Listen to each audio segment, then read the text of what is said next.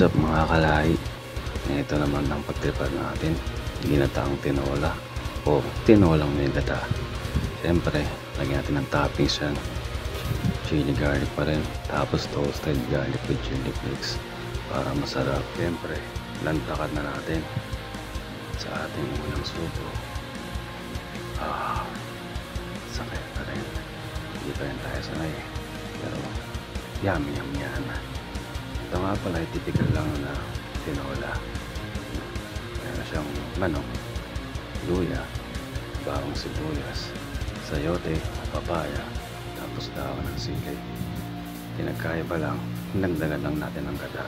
Yung una lang para mas malinamnam. So, yummy at creamy. Pero, tutusin, okay na sa tinola. Pero, iba pa rin talaga pag may gata. Pag nakasanayan mo na. Kasi pag Bicolano, gata lang talaga ng gata tapos puro sili. Siyempre, huwag tayo magtitira. Kahit marami pa tayong ulam, kailangan ubusin at huwag na magdagdag ng kanin. Diet tayo, mahirap na. Siyempre,